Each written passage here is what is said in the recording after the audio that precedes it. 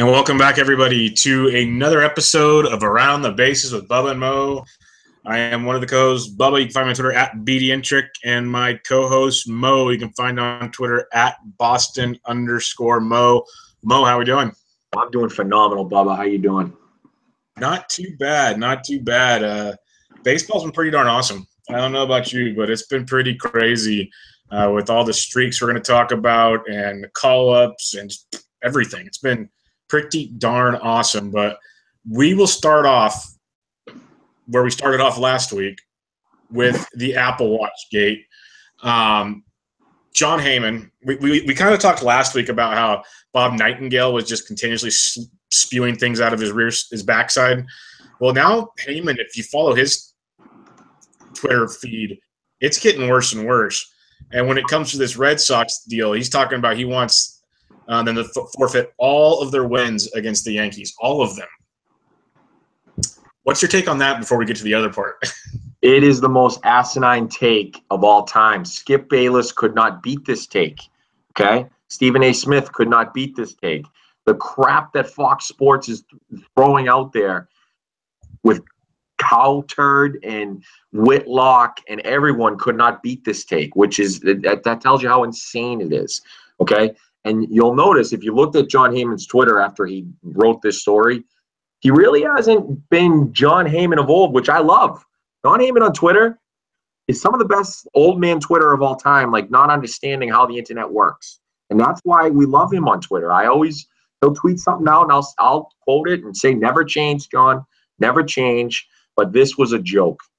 And he came on and I'm not going to go over the whole story with the Patriots thing. He brought that into it too. I'm just going to comment and say that it is the most asinine take of all time. Luckily, Ken Rosenthal wrote, and again, if you guys don't have a subscription to The Athletic, it is completely worth it. I know Bubba will back me up on that and a bunch of other people. We're in a subscription-based world now. It sucks we have to pay for content, but at the same time, it's good content and there's no ads. He wrote it and basically said, look, it sucks. It's not that big of a deal. And as I said right away, I mean, Bubba, what was it, an hour before we recorded last week? Yeah. Yeah, so I didn't think it was that big of a deal. I thought it was just lazy and stupid. That's what it is. And the Red Sox they've got some egos on that team, these young guys. Jackie Bradley hitting 230, pointing to his wrist. Christian Vasquez, same thing. They got some egos on this team that will bring them down. I told you that it sucks rooting for them this year. They've been kind of a rough group to root for with some of the stuff that's going on. But, Ken Rosenthal nails it. I mean, it's going to be a firm slap on the wrist. A firm slap on the wrist. They'll get fined. They already lost international pool money for being idiots signing 15-year-olds or whatever the heck they did. And then, they'll lose a draft pick. But we're not talking federal crime draft pick like the St. Louis Cardinals guy who's in jail for probably another 20 months or 25 months. So firm slap on the wrist, like Rosenthal said. But John Heyman, stick to being stupid on Twitter. We love that. Yeah, it's kind of like we said last week. It's going to be a small fine, whatever. But steroid era, and I hate to keep bringing it to that, but they're going to keep trying to find angles to beat it. And you have a watch on your hand. And a lot of good stuff. The Ringer MLB podcast, I know we're plugging everything, but they're really good on there with their stuff. And even Effectively Wild by Fangraphs. Those guys talked about it quite a bit. And it makes a lot of sense that the goal step ahead of your opponent. And however you can do it, you do it. You go as close to cheating / somewhat cheating as you can without going crazy. So it's like they said, if the runner was standing on second base and he was relaying signs and you couldn't prove it, the Yankees wouldn't have said anything. They go back to when John Farrell only spoke about the pine tar the size of Delaware on Pineda's neck. He had to finally say something because you could see it from the fifth row. It's like there's little things. Both sides of the story know the showmanship of baseball and the goal of baseball and the way baseball is played. It's completely different, and I know they're using a watch, but places have also said what prevents someone from having a TV around the corner at the clubhouse or a phone. I've been in the Giants dugout, and you walk down a flight of stairs, and there's a batting cage with all kinds of stuff you can play with there. You go about 15 steps higher, you're already in the locker room. So what's to say someone can't find something out in 2 minutes and all of a sudden come down and say something? But what I want to ask you real quick, and you can comment on that too, I want to ask you is Joe Girardi. He's a goober. It's the nicest way I can put it. He's a goober. Is catchers and maybe even pitchers or whatever to have headsets like they do with like quarterbacks or middle linebackers in the NFL. Thoughts? Well, Girardi's a snake for doing this. And then just before I give my thought on that, the commissioner, Rob Manfred, happened to be in town when this came out because he was there for the Pete Frates, day. Pete Frates came out for his book. If you don't know Pete Frates, the Ice Bucket Challenge, ALS. He's played baseball at Boston College, big Red Sox guy, big Boston guy. But yeah, the headset thing is interesting. I think what you'd have to do is it would be, I think eventually that could happen. But what is the catcher going to put tape over his mouth? Like, put his glove over his mouth every time he caught? Like, I'm not really sure about that whole thing. And kind of one more comment on the entire kind of Manfred angle of it. He obviously, as I just mentioned, in Boston, so he was at Fenway commenting on the whole thing, answering questions on it when it came out. The Yankees leaked this to the New York Times. It's obvious. It's the same guy, by the way, that wrote about the Patriots and Spygate and whatever else. And he's a political guy. So he's had like 2 or 3 sports articles. So clearly he's got a guy in the Yankees. Manfred came out and said normally the GMs will call each other and say, hey, knock this off. Like, Dombrowski, stop being an idiot, knock it off. And apparently it might have happened in the Indians, but we got Tito there. We got Millsy. We got all the old Red Sox guys there. And they probably called them and said, hey, knock it off. So this is, but you mentioned the Pineda. There also was an incident a couple years ago with Porcello and Chase Headley. Porcello was claiming that Headley was stealing signs. That was at third base. Well, they've been going back and forth here. And the one takeaway I can take from this, Bubba, is the rivalry. Again, I can't speak. The rivalry is back on. Okay? It's getting feisty again, which is great. Not only us for baseball. I'm sorry about all the Sunday night games. I don't want them to play on Sunday night all the time, guys. It's not my choice. It's ESPN. So that's what it is. Now we're done with that. Okay, it's good. I'm glad there's a lot of Red Sox stories. That's wonderful. The Arizona Diamondbacks have been in fuego. They've been on fire.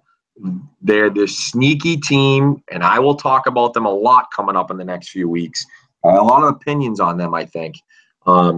They almost set a record. They went 98 straight innings without trailing in a game, which is incredible. I mean, we'll talk about the Indians later, but not trailing at all is pretty insane. Not only that, but JD Martinez and this entire thing is crushing it. He had 4 home runs in one game against the Dodgers. What do you got on this Diamondbacks record and JD Martinez, the way he's been going for Arizona? It's wild. 12 games for the D-backs. Their pitching has been, well, first off, you mentioned the streak is nuts, but their pitching is what gets overlooked a lot. Sure, there's JD Martinez, who I think is amazing. He's a great ball player. He's going to make the San Francisco Giants fans very happy next year playing left field. He's going to hit the Coke bottle, all kinds of great stuff there. But the guy is a monster. I think he's got 8 or 9 home runs his last 10 games. He had 4 homers against the Dodgers the other night, 2 more again the night or 2 ago, just crushing the baseball. He has, I believe, 38 home runs, and people forget he missed over a month of the season. Easy what JD Martinez has done this year, and getting traded, all that good stuff. But back to their pitching, Corbin's pitching phenomenally. You got Walker, who hasn't been horrible. Greinke is looking so much better. Don't you remember when we were thinking Greinke was done because he couldn't throw anything in practice this spring? The velocity, Yeah, and now he is amazing, and he's better in Coors Light than he is on the road, which is just mind-boggling if you really want to sit and think about it. And I didn't quite name all the qualified pitchers, and they've had injuries. Pollock's starting to get healthy again and play. Jake Lamb has just been awesome. The record's awesome because it was behind the Yankees, and then the A's hold the record the year the A's went on their massive streak. We'll talk about their winning streak. What it did, though, that was really, really interesting is it cut that Dodgers lead down. I think it's down to 9 games as of this recording. And the Rockies just are getting ready to leave town after tonight. If they could have won some of these games versus the Rockies, they would literally be like 7 games back with 3 weeks to go. And things could get interesting out of nowhere in the West. But I'm looking forward to the D-backs. Some playoff baseball in Arizona could be a lot of fun. And they are a sneaky team that I don't think many teams want to play come the postseason because that home field advantage is legit, and that offense is scary, and it travels. My guy, Torey Lovullo, running that team. Mike Hayes and the GM. The Red Sox missed out. They should have gotten rid of Farrell, and we would have Lovullo. We wouldn't have any of this crap going on. He's a legit manager. I think he could be, like right now, a top 5 manager in the game. I mean, what he's done this year with that team is really incredible. And not to say they don't have talent, but they went for it last year and traded like their entire farm system. And then they go back, and as you mentioned, they got JD Martinez for pretty much nothing. They traded Segura for Taijuan Walker. Corbin's come back. Godley's been great. They put Archie Bradley in the bullpen. Fernando Rodney's been, other than the first month and a half, he's been incredible. So what they've done with that team and how he's managed it is really awesome. I personally think, even though Dave Roberts will probably end up winning it, I think he's the manager of the year in the NL, and that's just, maybe I'm a little bit biased, but Roberts has the talent not to go on the run that he did, because that run was insane, but he 100% does not have as much talent as the Dodgers, and they've been just awesome. Yeah, I think he deserves that manager of the year. Lovullo's been way better than Roberts. We've seen how Roberts, and we can get into that in a little bit, he's mismanaging this team in a big way right now. So Lovullo should, in my opinion, get that manager of the year. Let's talk about the constant debate back and forth, especially from National League fans and American League fans, kind of like what we have on this podcast weekly, is need for a DH around all of baseball, as we see pitchers somehow are great athletes when they have to pitch, but when they have to hit or run, they're fragile. And we saw Jimmy Nelson ruined his shoulder sliding into a base. He's out for the rest of the year, probably not even back in the postseason.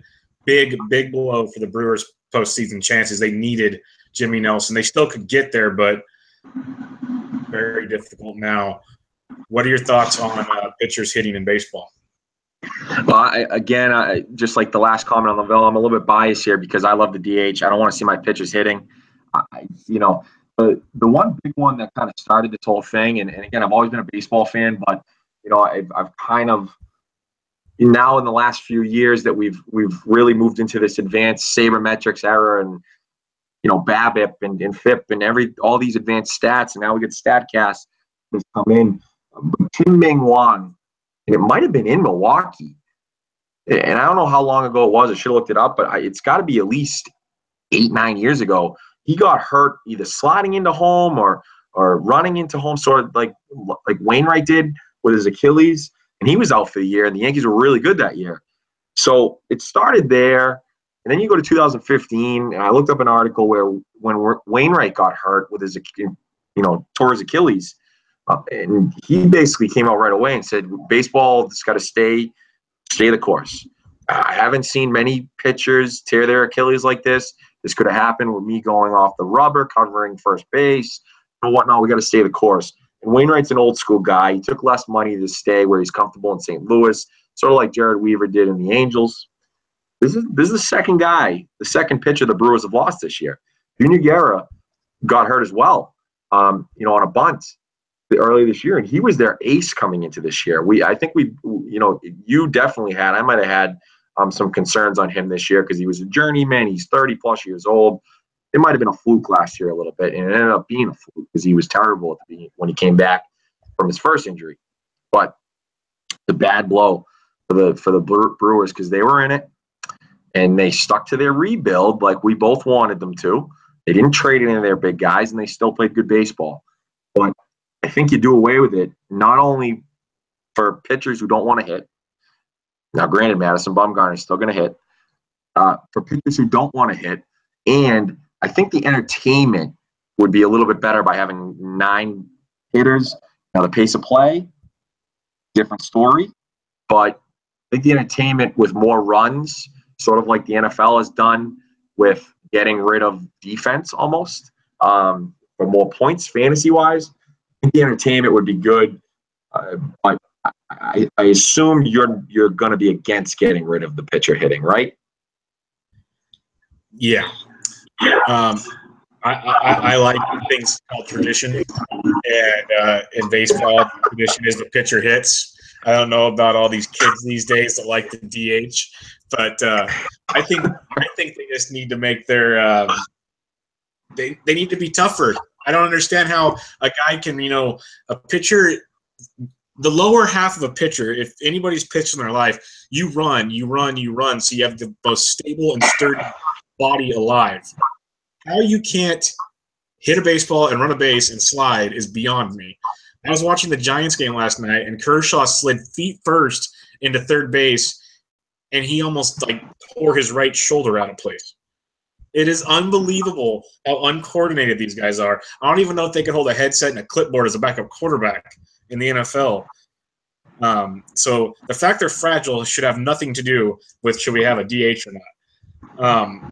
At the same time, I do like the DH because I like offense, which doesn't like offense. But if I had to pick between the two, I want the pitcher hitting. I want the traditional part of baseball. They're talking about changing rosters. If you did DH everywhere, it'd make more sense. If you kept a league without a DH, it'd be hard to play with the rosters. That's just a little thing I want to mention there. We'll go deeper into that later. But I think you gotta keep baseball the way it is, and don't change everything. You can change certain things, but not everything. Are you an unwritten rules guy too, or what are we doing here? I thought this might be the first time we're on the same page. Like tradition. Now you're an unwritten rules guy too. Are we not running up the score? What do you got here? Well, let me clarify. The difference between a pitcher hitting and the DH is different than putting 100 miles an hour in a guy's ear hole. Well, yeah, I agree with that. But, we get rid of hitting altogether, just like getting rid of fighting in hockey. Like, what? I don't understand this. Well, it's tough. Like I said, I appreciate the fact that there's a DH. I appreciate it gave guys like Edgar Martinez and Big Papi longer careers. I love if they get rid of the pitcher, stop watching baseball? No. Would I get adapted to it? Sure. I would not care. It wouldn't affect the way I enjoy the game. I just don't think that's something they need to change. They're already worried about the pitch clock and the pace of play and all this other garbage. Now they want to do this would extend the game. Everything they've tried to fight against would be gone. If you put a DH out there, every game would extend even with your pitch clock. Everything else, your game would be a lot longer. So that's the argument there. And folks, just the collective bargaining agreement is not coming up again until 2021, so this is a moot point right now. But at the same time, it's good debate for now. The Cleveland Indians, they've won their 21st straight game today. We're taping this obviously on Wednesday the 13th. Pretty incredible streak. The A's had the AL streak at 20 in the Moneyball era when the A's were relevant and Billy Beane could build a team. That's not the case anymore, unfortunately, in the last few years, except for when we traded them Lester. The Red Sox, not we. The Red Sox traded them Lester. I'm not a big we guy. So the Indians win streak, Bubba, 21 straight. Can they keep it going? I mean, the the starting staff for the Indians right now is just unconscious, and they did this without Kipnis. They're doing this without Andrew Miller. Bradley Zimmer got hurt. Do you think they can keep it going? And obviously, they're definitely the favorite for definitely the AL, maybe even the World Series. I think they can. It's gonna help. They just got done with the Tigers. You get to play the White Sox. Their division helps them a lot. At the same time, they just every night, Lindor is just unconscious. Jose Ramirez, it's somebody a different day of the week. I mentioned earlier, Urshela is the only guy in this whole thing that has played every single game. That shows how deep their ball club is. It is insane. You just had no Kipnis, no Brantley, no Miller. Zimmer's out. It's nuts. Some stats for their 20 wins versus the A's 20-game win streak. The A's had 76 run differential to the Indians 102. The Indians, basically everything's going to show you how better the Indians have been. The opponent's winning percentage was 468 for the Indians. A's was 450. Some of the ones that really got me, though, and I won't tell every stat, but the bullpen ERA for the Indians over these 20 games is $1.34. Opponents rating $1.99 compared to a 3.69 of Oakland. And then you mentioned that starting staff. Cleveland's starting staff over these 20 games, 1.6 ERA. That is ridiculous. And I think they've only allowed, I saw it last night, I think the A's let up 74 runs in 20 games and the Indians let up like 32 total. Yeah, in that link I put there, it's I had it right here. It doesn't say, because I know the Indians, yeah, it's something like that. I thought it was right here. It doesn't say, but that sounds about right because, the Indians are 103 games up, or 103 runs up now on the run differential, and I think you're about right there. It's pretty darn close. It's nuts. Yeah, they're averaging 7.1 runs per game scored. The question I want to propose to you: when the A's did it in 2002, Moneyball was made. It was a whole different attitude of, we have on-base percentage guys, a big farm system, all these things. And for the most part, this is an Indians farm system with a few additions. The Bruce trade is huge. They signed Encarnacion, so on and so forth. Do you think, I don't know how to phrase this the right way. Do you think this could ever happen again? Because we're seeing farm systems when they rebuild, like the Cubs. That's kind of the closest thing we've seen. Otherwise, it's just you buy guys like the Yankees or other clubs. This feat isn't getting the love. I know it's getting a lot of love, but it's not getting what I think it should get. It definitely isn't getting what it should get. I think the main reason for that is they were so bad at the beginning of the season, and maybe not bad. Maybe bad's the wrong word, but sluggish and just mediocre. Right, mediocre. And we both said, when the Twins were leading the division, hey, the Indians are going to win this division going away. I mean, that wasn't hard. Same with the Cubs. I mean, Cubs are a little bit closer, obviously, than the Indians. They didn't have a 21-game winning streak. But, yeah, it's tougher. And especially in baseball, it's just different every day. There are a lot more – I feel like there are a lot more injuries. Obviously, Tommy John injuries are way up. And you saw with them last year – going into the playoffs, it was Kluber, and that was pretty much it. And Bauer was there, but, he was just okay. But they had, guys pitching, Carrasco was out, Salazar was out. It was basically Kluber, and then the other guys get to 4 or 5 innings, and let's get to Andrew Miller in the bullpen, and let's work this thing out. And Tito, great bullpen guy. He was a little sluggish, a little weak to start when he was the Red Sox manager way back in 2004. Obviously, they won the World Series that year, but at the start of the year, he wasn't great at managing a bullpen. But he's incredible at knowing when his guys are there and when his guys are good and ready and when his guys are done and he needs to take them out. And he's not afraid of it. And that's why players respect him. That's why he's, other than Bochy and Joe Madden, he's top manager in the game. And that's just what he does best. Yeah, no doubt about that. Now we go from the complete opposite of an Indians winning streak to a losing streak of a team that came out just dominating the season in the Los Angeles Dodgers. And Kershaw, he was out for a while with the back problem, and then they got the Darvish deal, so on and so forth.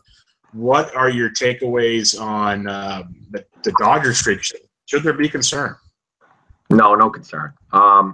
They were so good in the first 4 months, so good that it's baseball, and they're gonna regress back to the means. Now, is it good that it's happening in the first 2 weeks, 3 weeks, the last week in August, and the first 2 weeks in September? No. You want to be, hot going into the postseason, but it was going to happen. Grandal got cold. Forsythe's having a rough year. Alex Wood came back to earth a bit. Rich Hill had a nice couple, had a nice 6 to 8 weeks, and then he's kind of come back to earth. Bellinger was hurt for a couple weeks. And Adrian Gonzalez, the non-winner is what I like to call him when he was in Boston. I think he's a loser. I really do. Maybe great for a clubhouse, but I think he's a losing player. And that's just my opinion. Maybe I'm biased a little bit, but he's a losing player. He came back and they started to suck. Go figure. Obviously not the complete reason, but no worry on my part. They've got a deep staff. They got, who knows if Walker Buehler could pull maybe a David Price out of what he did for the Rays when they went to the World Series. They brought him up, and he came out firing in the bullpen. I remember that series. I mean, he was amazing out of the bullpen for them. So maybe Walker Buehler can do that for them this year. We'll see if he makes the roster, but no worry on my part. I think Darvish will figure it out. Kershaw, if he has a back issue, I think he'll pitch through it just like he did last year. So in my opinion, no worry. I think they'll be okay. It tightens up in the playoffs a little bit anyway. And I don't think, the Nationals are great. Harper's a question. And I just don't think that there's a team in the NL that is that much better than them. I think they're all kind of mixed together a little bit. Or at least the Nationals and the Dodgers obviously are the two contenders. I think they'll be fine. I'm not concerned. You're a Dodgers hater. Are you concerned? Well, I don't like the way I would be a little concerned. I count where it shouldn't matter. The way David Roberts has handled this team, I don't like it all. I'd like to see them get going more than just coast into the playoffs, because you're going to face teams that are red hot. We've mentioned before, how many times has a wild card team, playing for their life, gotten into the playoffs? The Giants won 2 World Series doing it, if not all 3, actually. It happens way more often than people think. What I wanted to ask you is, after Kershaw and Darvish, who's their number 3 in the playoffs? I think overall with the season that he's had, I think they go Alex Wood. But I think it's also a toss-up between him and Rich Hill. The last 30 days, Rich Hill hasn't been as bad as Alex Wood. The peripherals are a little bit better, except for the 239 BABIP. But, he's been better than Wood. He's a strikeout pitcher. And honestly, now that I say that, I'm going to flip-flop already after saying it. I think they go Rich Hill because I think he's more of a strikeout pitcher, less of a contact guy as Alex Wood is. He focuses on his sinker a little bit. And, he pitched okay last year in the playoffs. He didn't pitch terribly. And he's had at least a playoff start or 2, whereas Wood, I don't think, has had a playoff start yet. So they probably go Alex Wood. The one thing I did kind of look at, Bubba, was a couple of the bullpen guys that they've gotten. The bullpen's deeper than we think, at least what they've gone the last 30 days. Simgrani was a lottery ticket we mentioned. He's been unbelievable. I mean, he really has. 2.19 the last 30 days with a 1.29 FIP. Brandon Morrow's been good. Stripling's been good. Watson's been decent. So their bullpen is deeper than we thought. And then Kenley Jansen is just amazing. I think he's not undervalued, I guess is the word, but I didn't realize how good of a year he's been having. His season has been absolutely ridiculous. he had a streak going of what was it? No walks or no runs allowed or something. Some insane streak that finally snapped. He's awesome. I actually, as a Giants fan, I've mentioned many times how I like Kershaw and I respect Kershaw. I also watching Jansen pitch is the closest thing, obviously not body build wise, but the closest thing to Mariano Rivera we've seen in a long time. He throws that cutting, moving fastball that just it's filthy. And Kimbrel can be close when he's on. I'll be honest with that. He can be close, but Jansen, he's just a thing of beauty out there. When come playoff times, if you can get Kershaw and or Darvish to go 7, if not 8 innings and just hand the ball off to Jansen, well, that changes my entire outlook on the Los Angeles Dodgers. It changes everything for me. It's a very good spot to be in. And they should, I'm not worried about them making the playoffs. I'm not worried about them competing. I'm just worried about their dominance they once had. That whole aura about them is gone. And that's going to be big when you're facing, the quote-unquote lower-end teams come the postseason. I would pick the Diamondbacks right now to beat the Dodgers in the playoffs.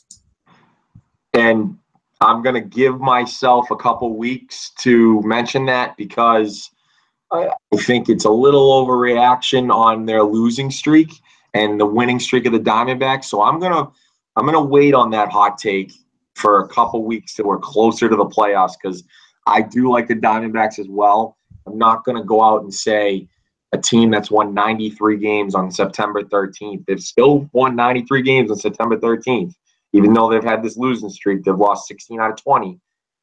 I'm not gonna go. I'm gonna put that on. We're going to put that on take watch or something, whatever we want to call it. I don't know, but I'm not going to go throw that out there yet. Just watch. The Dodgers won't have home field advantage. Okay, now that's a take I could get behind. That's something I could get behind. The only thing that's working against you. Now, are you saying home field advantage for the World Series or for the NL? Well, I guarantee you they won't have it for the World Series. I would put a bet down on that right now. The NL, it wouldn't shock me either. Well, the only reason it would shock me in the NL is because the Nationals have already clinched, and they're going to rest their guys and set up their rotation. You know how Dusty Baker is with the way he manages because it's really, really weird the way he manages. So that's the only reason that I don't really support that one because they're gonna really rest their guys and kind of set it up for the postseason. I just see they have what? Let's just say 20 games left. Let's just make it easy. 20 games. It's probably 24, 25. Let's say 20 games. They don't go 500. Yeah. They're resting guys also. That's the problem I don't like about what Dave Roberts is doing. He started resting them too early, and it's ruining. So they got 17 games left. I got the standings right. I got the whole detailed standings. 17 games left. 93 and 52 right now. If they go 8-9, they're winning 101 games, which means Washington would have to go 13-5 in the last 18. Very possible, but I don't see it. I'd love to see it, and the odds would be on my fair. I get like plus 250 or something, right? That'd be outstanding. We don't need to go there all day. I could talk about my love for the Dodgers all day long. Trust me. Yeah, I got you. Yeah, that's my team. Yeah. Something that came out, Bubba, yesterday, and it's very interesting, and I've always called for it. I love baseball as many on TV as many days as possible, but this is the real opening day. Okay, I don't want to hear these multiple opening days. 2018 opening day will include all 30 teams. I think that's incredible. It starts on March 29th, and they're starting earlier because they've added like 4 or 5 off days in the season. Like I think a few teams, they'll start that Thursday, and a few teams will have that day off on Friday, which daily fantasy-wise, Tuesday and Fridays are the money days because everyone plays. So it'll be interesting to see. I think it's only for the first Friday, and I'm not sure other Fridays. I obviously haven't looked at the whole season. But, interesting to see them sort of give players more time off, gives It also gives more days for people to reschedule games, so teams can be more flexible. And before I hand it over to you, the first time since 1968, so that's almost 50 years. It will be 50 years. It'll be the first time in 50 years that all 30 teams, and back then it was like, I think, 20 teams. But what do you got on this? One, as a diehard baseball fan, to have all 30 teams playing on opening day is great. It's a Thursday, which is different, but hey, that gets it started even earlier. It used to always be, it's last year, you had 3 games on Sunday, and then Monday you had like 9 games or whatever. It makes sense the 9-game Friday is because you have to give the chance for rainouts and rescheduling at that point in time.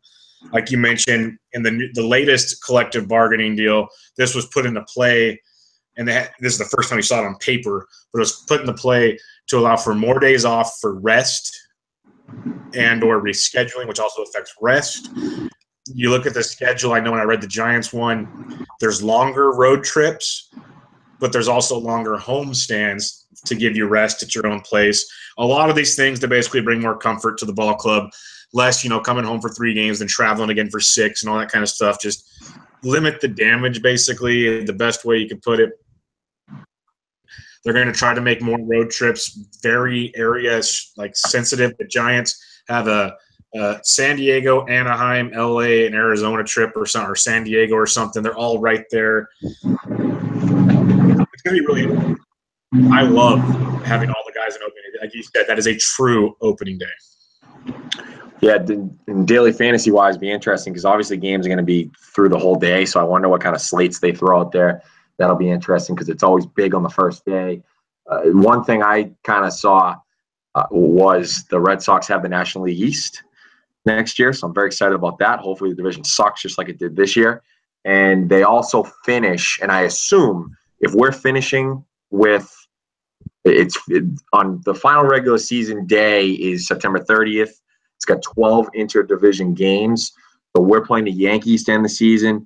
I would assume they'd figure that out where the Astros are playing, whoever they think, and I haven't looked at it, but maybe they're playing the Rangers because they think the Rangers will be second place in that division.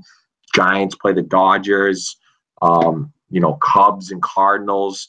But hopefully they figured that out and tried to decide who's going to be the better teams and what matchups could be good on that last weekend of the season. There's a couple other interesting things that came out here. Lately, it sucked because the old days, you had the All-Star game on Tuesday, you had the AAA on Wednesday, and games used to be starting Thursday. But now they all get that Thursday off. There is going to be one Thursday game this year. It'll be Cardinals at Cubs and Wrigley. So that'll give us something to kind of wet the beak, as they say, going into the weekend. And then you have the Twins and Indians are going to play in Puerto Rico. Mm-hmm. The season will end on September 30th.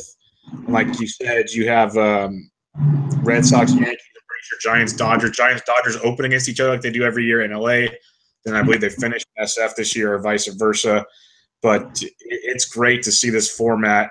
I have no problem with the longer baseball season. I don't know about you. I can do longer baseball seasons. I know many people hate the length of baseball, but if you're a baseball fan, you're going to embrace this. Let's talk about the Braves. It's a team we're really into when it comes to the rebuild. We like what they've been doing.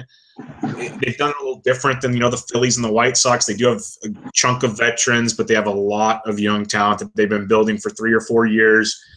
And it's really interesting. But the biggest thing is you're seeing is, changes in the organization. What are your thoughts on what the Braves are doing down there in Atlanta? My main takeaway from the article from Ken Rosenthal is why are the owners – I understand they opened a new ballpark, beautiful ballpark. I hope to get down there next year. I will get down there next year. I don't hope, I will, because luckily the in-laws live down there. So I will be down there a couple times to see the new niece and nephew. I don't understand why ownership wants to rush this. They've done amazing. John Sherholtz, obviously Hall of Famer, 76 years old. They don't know who's running the club now. Is John Sherholtz? Is it John Hart? John Coppolella? And again, you people probably don't know these names. You probably should know Sherholtz and John Hart if you're a baseball fan, because they've been around the game forever. They really have. Sherholtz ran the team when they ran 14 straight division titles from 1990 to 2007. And he's been team president kind of ever since then. And he came back to do the GM. He's done a great job. They've rebuilt on the fly. They've built the team around Freddie Freeman, which is the right thing to do. Obviously, Dansby Swanson hasn't worked out as well as they thought, but still a good trade overall because Shelby Miller ended up sucking and then getting hurt. So they wouldn't have had him anyway. Their prospects, I mean, Acuna's next year. You know, Gohara's already up this year. They get the kid Joey Wentz had a good year. Yada, yada, yada. I don't understand why they want to rush this. I really don't. They've got a bunch of guys. I'm not going to get into every name in this article. If you want to read it, you have a subscription to The Athletic, go find it. It's a good article. It's not that long. The manager, they haven't picked up the manager's option.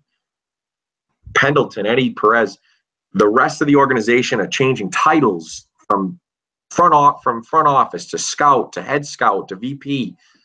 It seems like a mess down there, and I don't understand why. You know, they're like, oh, they've only won 72 games, whatever. I feel like they're ahead of schedule. I don't see. You know, they signed Cologne, they signed R.A. Dickey, they signed Brandon Phillips. Those guys are bridge guys, and I just don't understand. They're ahead. Let's put it this way: they're ahead of the Marlins. I still think they're ahead of the Phillies, even though the couple of the young guys have come up, mainly because they have the pitching that are coming up, and the Phillies really, for the most part, do not. But in that division, they're ahead of them, and then the Nationals are going to be not rebuilding is the word, but there's no Bryce Harper. You know, Scherzer's getting older. So after next year, the Nationals might come down to earth too. So you need to aim for 2019. So I'm very confused. I'm curious to see your take, Bubba. I'm very confused on this article and why there's so much stress going on in that organization. I have no idea why they're stressed out like this. You knew what you're getting into. We mentioned in the preview of the NL East of they were a year or two away at least, and we expected good things. Expected, get close to the 500 ball. Well, they have 72 wins right now. They're creeping in the right direction. They're doing things the right way. You knew you weren't going to pass the Nationals. We thought the Mets would be better. You had Cologne, you got rid of Cologne, that's fine. But then you traded Phillips. You got Ozzie Albies coming up. He's starting to catch fire now. Swanson's been better. Third base has been a constant turnstile. You can go through the lineup. There's a ton to like here. I can't wait to see Acuna next year. That's going to be a whole nother leap for that organization. The pitching's coming.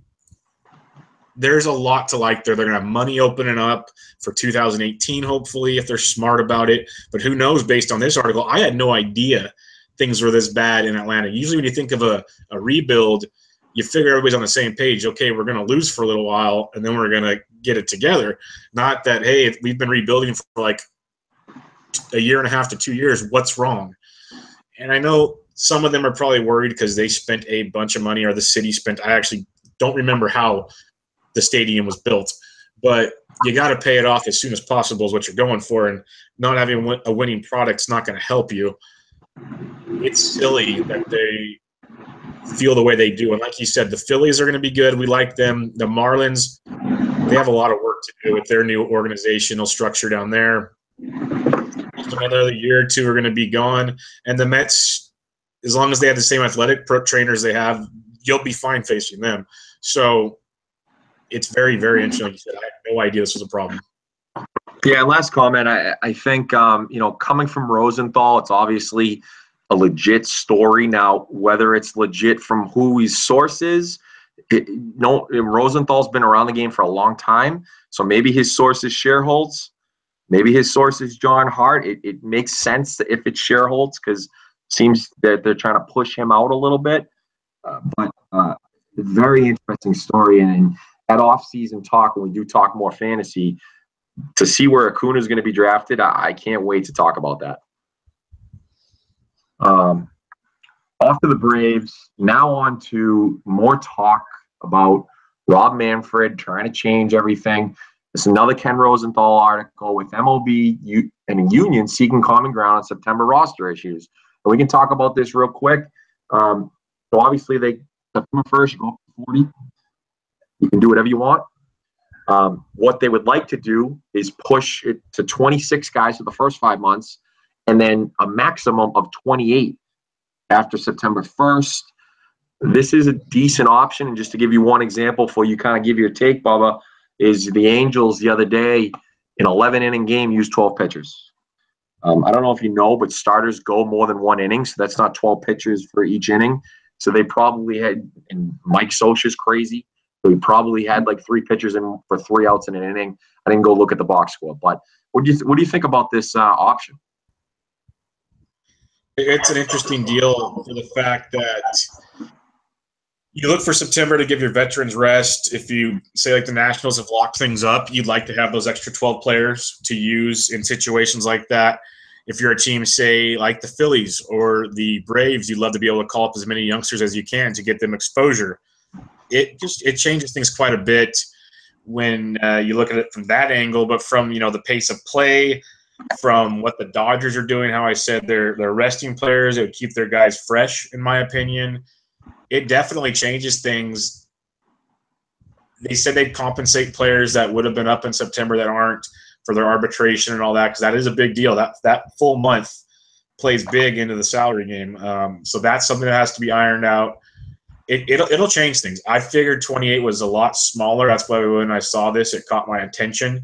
I could have seen 30, 32. Still gives you a couple extra arms because the way bullpens are used these days, you got guys going so many innings all year long.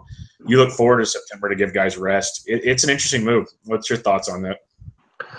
Yeah, I like it. Obviously, you get to see some other guys like, Willie Calhoun got called up. A couple other younger guys got called up. I'm kind of mad the Reds didn't call up Nick Senzel, but it is what it is. They're trying to hold him off a little bit until next year. It'll be a topic we talk about next year to see if they maybe Chris Bryant him and wait like 20 days to call him up, because that's a smaller market. But that's not nor here nor there. Neither here nor there. I can't speak. But I like the 25-26 extra bullpen guy. They can kind of work with that part. The 40 to 28. 28, it's an interesting number. I might go to 30. Not 28. I think 28 might be a little bit too low. You're trying to still get through a season, and if they're worried about, innings limits for different guys, especially with younger teams, again with the Reds, Castillo has had a great year. I think they shut him down, or they're about to. So, and I know that opens up a roster spot, but at the same time, if you still want to pitch some guys and get them that work in the majors, 28 is a little bit, it's only 2 guys. So I think maybe 30, 31 is the number. But I do like the idea overall. 40 is too much. Yeah, 40 is way too much. What I'd like to see them do most importantly is figure out a way to regulate this 10-day DL that's getting abused. That's what I would like to see done, because then you could have all kinds of different situations with your roster, and I'd have no problem with it. But figure out the 10-day DL. Just don't let the Dodgers use the 10-day DL. Make them do 15, and every other team do 10. Yes, exactly. I completely agree with that. I love some Dodgers hate from the other side of the computer. Thank you very much. With that being said, we talked about all kinds of things, the streaks, everything else. But we also brought someone on this week for our weekly interview. We brought on Chris Cotillo from SB Nation, and he runs the site for MLB Daily Dish. You can find him on Twitter at Chris Cotillo, Cotillo. So give it a listen, and we will be right back.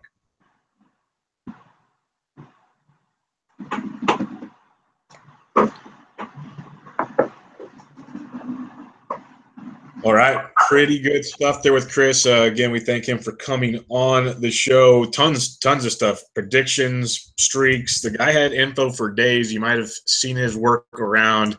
Follow him on Twitter. He gives you the latest news. He's a little Ken Rosenthal, John Heyman, whatever your favorite MLB guy is. He's the up and coming one in that world. Mo, what Any good takeaways from that interview? Oh, it was a great interview. I mean, he's a Boston guy like I am, and he started young, obviously. I think and we didn't even get into kind of, because we had so much to talk about in terms of the Major League Baseball world.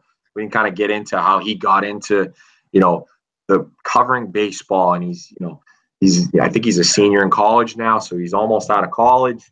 And he's kind of come up through the ranks of the younger kind of baseball, reporter, writer, internet era I guess is what I'd like to call it. And he's done a great job. And I think obviously when the interview was excellent, so that you've heard him at other places, the future's bright for him for sure.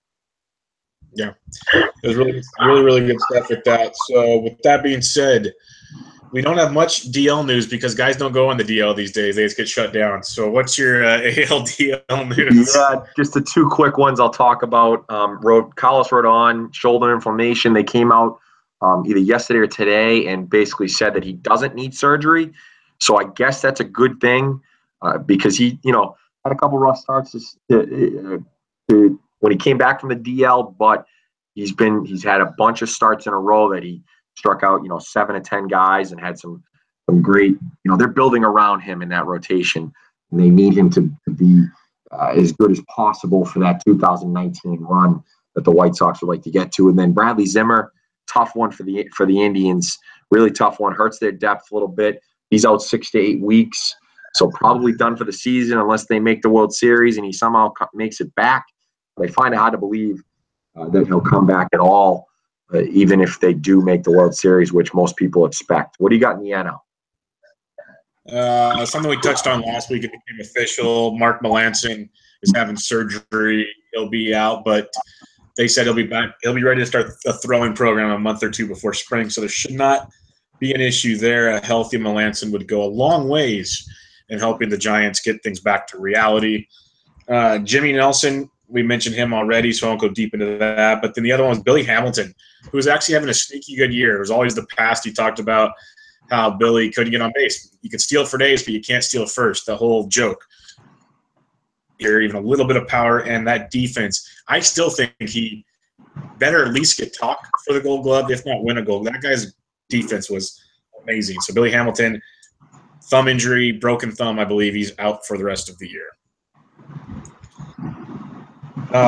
Let's have a little fun, Mo. A little AL wildcard, NL wildcard. We don't have to go too deep into this for those that listened to the Chris interview.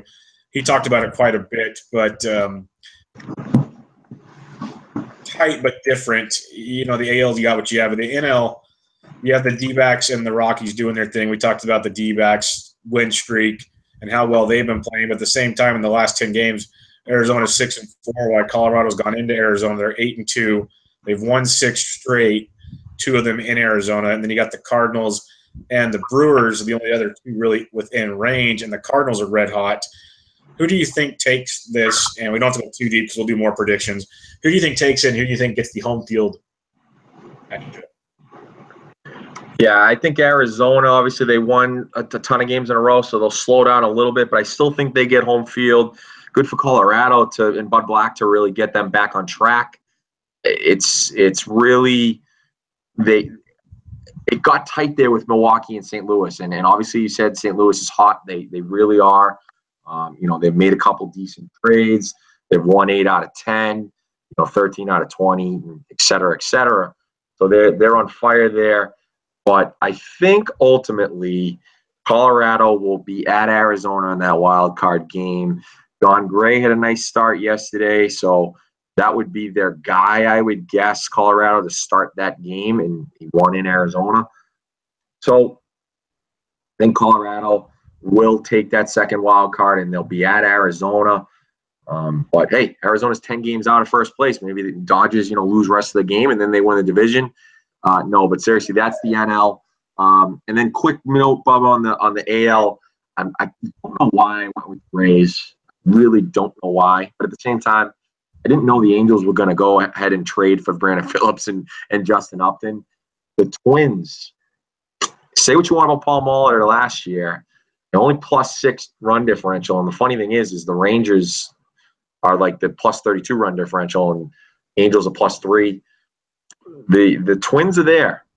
They're there. And I wouldn't mind seeing an Irvin Santana or mainly Berrios start that wild card game against the Yankees, against Severino.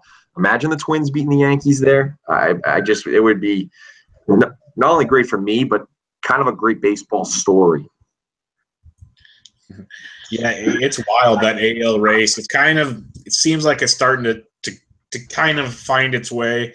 Like you said, the Tampa Bay's fallen away. Baltimore, they've gotten crushed their last 10 games.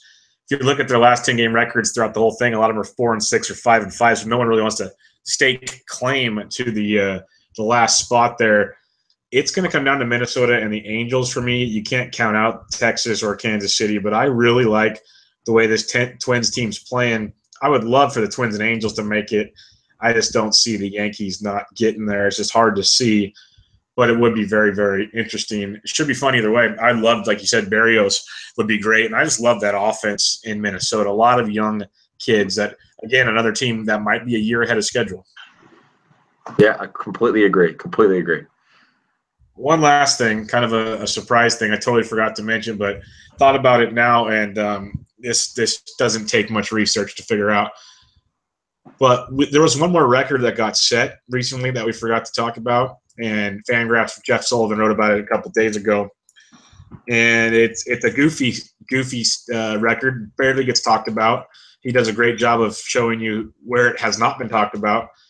But Jacoby Ellsbury, not going to, light the world on fire like Brady Anderson and all of a sudden 50-plus homers or doing that. He doesn't steal bases anymore. But he did set the record. He broke Pete Rose's record for catcher's interferences. He got his 30th catcher's interference call on a full count pitch where he nailed Wilson Ramos. Catcher's frickin' interference. Unwritten rules of baseball. Jeff Sullivan shows the stance. He moves back in the box and slaps with a two-strike approach, which basically slaps at the glove almost before he slaps at the ball. It's shady to me, to say the least, especially when most of this has taken place in the last 5-6 years of his career. Just wanted to throw it out there. You don't have to say too much on it if you don't want to, but we have a new leader in catcher's interference calls. His name is Jacoby Ellsbury. I knew that Yankees money would pay off one day. I just knew it would pay off for not only Jacoby Ellsbury, but for the New York Yankees. What a great contract that was, and it's going to continue for the next few years. It's just beautiful. You know how people say a pitcher will buy a watch or something for their catcher of a perfect game? I hope Ellsbury buys Aaron Hicks some icy hot or something, because with all those trips to the DL this year, it's allowed Ellsbury to get that award. He wouldn't be in the lineup if it wasn't for Aaron Hicks and his injuries. So crazy stuff. Oh, it's crazy. Yeah. Jacoby Ellsbury, everybody. I had to go. It's the only time that we talked about him this year. It might be the last time we talk about him. So there you go, Jacoby. You've had your chance. With that being said, that pretty much wraps it up, Mo. Any closing thoughts? No, it's a good episode there with Chris. I hope everyone enjoys it, and hopefully we can get some, quote unquote big guys like him can keep. Not that the other guys weren't big, but in terms of Twitter followers, I think it's interesting to see how everyone thinks, what everyone thinks about the interview. Yeah, we've had a good run here of interviews with some really, really good guys, and hope you guys have been enjoying them. We'll keep them coming. If you have any people you'd like to hear, hit us up. Let us know. We just want to talk baseball, so keep it coming our way. But more importantly, thanks for listening. Follow the podcast on Twitter at AroundBasesPod. Mo's at Boston_Mo. I'm at BD Intric. But more importantly, enjoy the show. Enjoy September baseball. We'll catch you guys next time. Episode 29 in the books. We're out. See ya.